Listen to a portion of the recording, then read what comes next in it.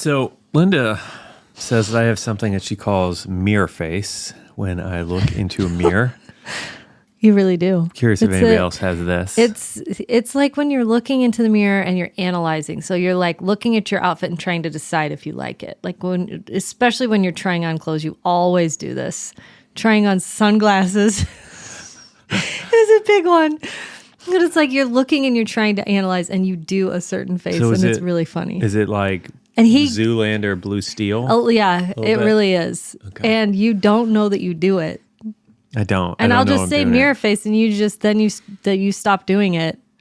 Like you can't feel it. I don't feel it.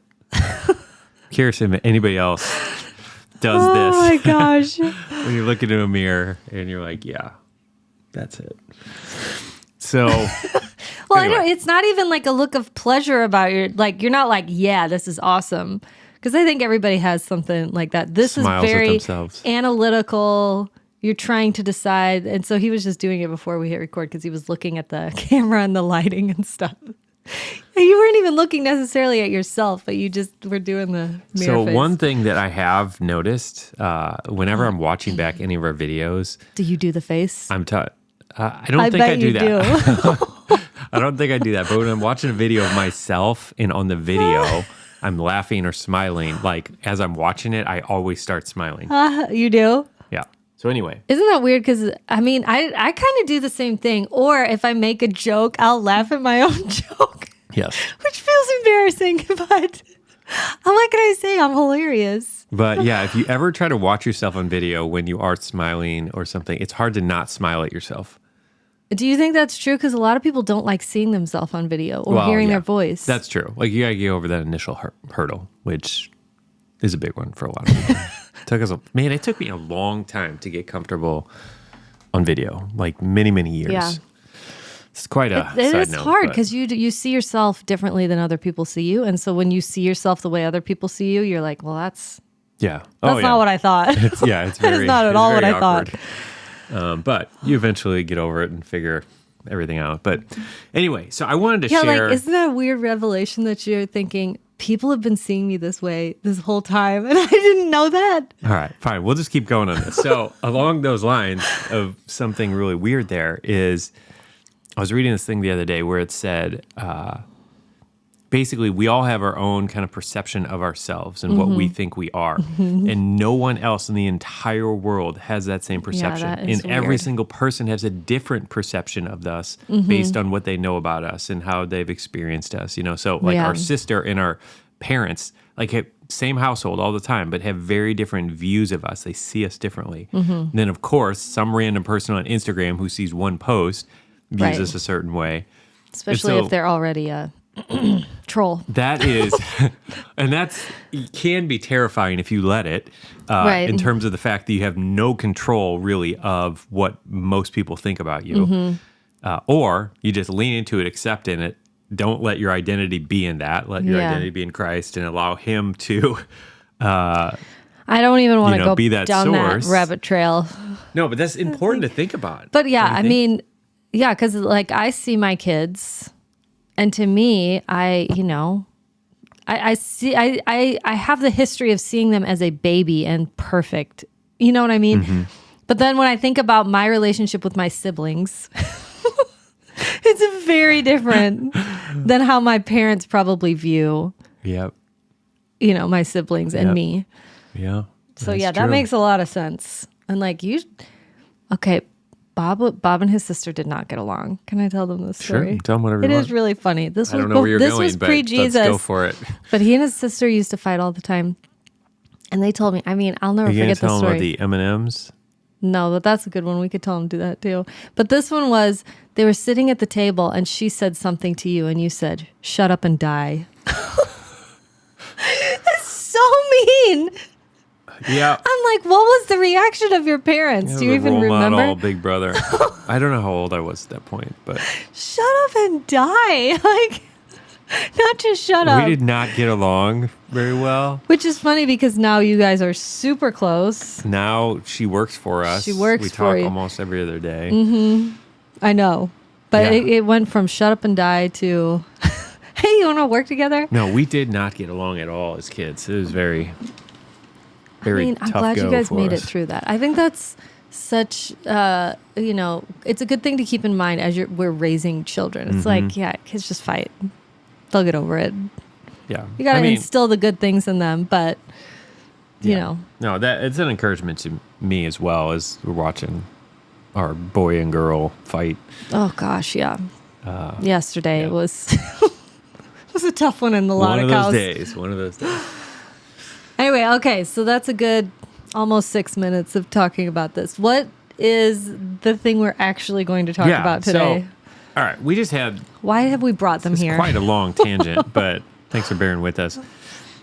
Got a really cool story that I just want to brag on God about. And so this is from someone who is in our True Financial Freedom class, and which she... I'll get into it in a second, but she references something that she took from that class that we talked about in week 1 of that class. So if you've been through it, it's in week 1. If you've read our book, we talk about it in our book in chapter 1 or 2. Yeah, it's really early in the beginning. And so, and really it's this idea that, it's kind of come out of my observation just as talking to Christians about money for whatever, long time now, 15, 20 years, and how so many Christians fall into one or two categories. One being where it's like, all right, I'm going to lean in the direction of being really wise with my finances, and I'm going to do all the wise things that I know to do. A lot of times those are even in the Bible, like this idea of spending less than you earn. I'm going to try to spend less than I earn because that's just sound wisdom. I'm going to try to pay off my debt and get out of debt because that's just wisdom, So leaning into that, there's a lot of Christians who will do that. And I guess I should first say there's a lot of Christians who do nothing other than I'm just going to ignore my financial situation, not pay any attention at all. But then a lot will decide, all right, I'm going to do the wise thing and do that. But they don't invite God into the equation. They don't expect him to do miracles on their behalf. Okay. Then on the other hand, we have a lot of Christians who are... I would say that first one is the one that you kind of fell into. Like that's in our definitely early days where I started for sure. Yeah. And before that, both of us were in the camp of let's do nothing. Let's pretend it's all going to go away. Yeah. I can't hear you. Bury our heads in the sand. That's where we started. And then I moved into that direction of, doing the wise thing, studying Proverbs, seeing what it has to say about money, all this stuff, But then the other camp, and this, kind of depends on what denomination you come out of, because different denominations lean a little bit more direction than others. And I've had the opportunity of really being in very different extreme denominational circles, But the other group that I've seen a lot of is this group that is actually really good at tapping into God for the miracles. But there's a lot of those people who will, when crisis strikes, it's like, all right, I'm going to stand in faith and I'm going to see a miracle in their finances. And they do a lot of times. Yeah. But what I've observed for a lot of those people is they lean in that direction and they don't do any of the wisdom. They don't do any of the common sense things that they should. And so they keep finding themselves in crisis situations or in difficult financial situations. They'll cry out to God because of their own miracle. Foolishness, not because of, calamity strikes necessarily. Well, yeah, and it could be any of the above. It could I guess be a that's mix, true. But the point I guess I'm making is there's a lot of Christians that fall into one of those two camps. For me, it was because of my own foolishness. Me too. But I think what we've tapped into, what we've identified, the thing that has, when we noticed our financial life really begin to change, was when we did both of them at the same time. Yep. When we tapped into both. When we really began inviting God into our financial situation, we really began praying in faith for him to move. But at the same time, we did the natural steps that we needed to take to see a miracle. Okay. And we have noticed this as I've had the wonderful opportunity to be able to have thousands of students who I can watch their situations and watch and see what's happened. Like this is a common thread. And this is so powerful. And so... Well, and we've seen a lot of examples of this in the Bible, which is what we talk about in the class and in the book. But go ahead. So I want to share this woman's story. And she just sent us a DM on Instagram yesterday with this. And so... the gist of it is in January of this year, so at the time of this recording, we're in September. So this was basically 8-9 months ago. She sent us this message, and I'm going to kind of skim through and read some of it. But Said, hey, Bob and Linda, I've been following SeedTime for over a year. I'm grateful for being part of your True Financial Freedom class. Blah, blah, blah, blah, blah. I want to share with you about my debt and ask how I should handle it. So she went on to say her AUM is negative $136,000. So AUM, for anybody who's aware, this is kind of our alternative, AKA of net worth. We prefer that term. So she says, my AUM is negative $136,000. She has a mortgage, $120,000, and student loans of $250,000. So a lot of debt, a lot of student loans, $250,000 of student loans. And she said, I don't know how to snowball this with my gross income of $79,000.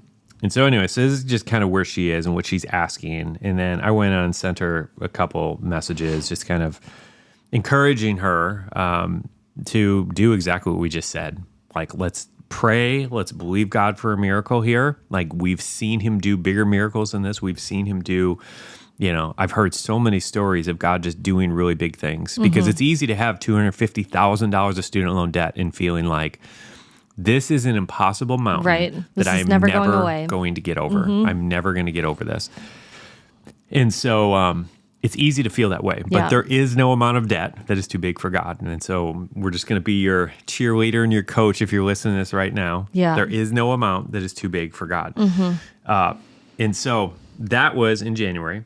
Okay. I sent her a message, encouraged her in that to tap into really standing in faith to see a miracle. Praying in faith, holding to the word on all this. And where we were at in that week, you were saying the week that we were about to come up on in our True Financial Freedom class, you were like, we're going to give you some ideas on how to make extra income, because she was looking at that. So it's like, okay, great. That's a good place to start. It's like you're seeing what the problem is. You're trying to mentally figure out, okay, if I'm going to solve this problem, how am I going to do it? Yeah, and even though it seems impossible, but if I was going to try, like, where do I start? Yeah, and it's one of those things where it's like, I think most people sit in this situation, it's like, is it $250,000 of debt? Like, yeah, I can go start driving for Uber or whatever, doing something to raise a few extra $100, but that's not even going to make a dent in it. That's the thing. That is the thing. Because so many people sit at that point and say, this is all I have, God. There's no way that this is ever going to do something. But there's something about acting on that thing that seems so small and so insignificant where God's like, yes, that's faith. I'm tapping into that. I'm going to come behind and push forward. Yeah. And so she did the natural steps that she could do of trying to get this debt paid off, even though there's no way it could have ever happened in the natural. And then she prayed. And what's so cool, I'll just read to you what she sent me yesterday. Bob and Linda, I want to share with you some outstanding news. In January, you encouraged me to show up. Well, I did that. I did what I could do to earn some extra income, and God did the miraculous. She said, I don't have her permission to share this yet, so I'm going to just keep some of the details private. But basically, she got a $30,000 raise in her job, which is pretty awesome. And then she went on to say that last week, she just found out that $200,000 of her student loan debt has been forgiven. I mean... And just for... anybody who's curious, like, this isn't the government forgiveness, and everything with that. So this is something completely separate and extra. Completely separate, and I would in some way say more legitimate. And so what's so cool about this, she said, it's surreal, but God's word doesn't return void. I'm so grateful for you and Linda answering the call to help others to truly become financially free. And then she said, lastly, I must also add that as of today, I've exceeded my net given goal of $10,000. Oh. And so, anyway, we're just super pumped, and we just want to brag on God a little bit there in what he's doing. There's so much here, but one of the things that I think is worth mentioning is how she set a net given goal when she was in the most financially strapped position of her life. And again, that is an act of faith. Yeah. That is an act of faith. When it's like, I'm in a mountain, it's never going to be moved. That's what it looks like in the natural. And it's like, but I'm going to write down this number that I think God can do. Even though I can't do it, God can do it. And I mean, this is only, where are we? We're in September. So this is only 9 months later. Yeah. Like, this isn't 3 years later. It's 9 months. And she's surpassed her net given goal, and she's made huge progress on her debt from working towards it, but also just having stuff just completely forgiven. And a $30,000 raise. A raise. Like, There's just so much. And I mean, one of the things that she mentions in there about her job is that she moved into a position that she had previously not wanted to be in. But I think what it's sounding like to me is that she's leaving herself open for God to do something, and found this position came to her that not only came with a pay raise, but it actually was a blessing to her. Right. Yeah. I mean, that's what this message sounds like. And it's so exciting because God doesn't just do one thing. He's like coming at it from all these different angles and blessing her in order so that she can be a blessing to others. I mean, it's just so exciting. And it's that idea of the true financial freedom. Yep. It's not just, oh yeah, I can retire early.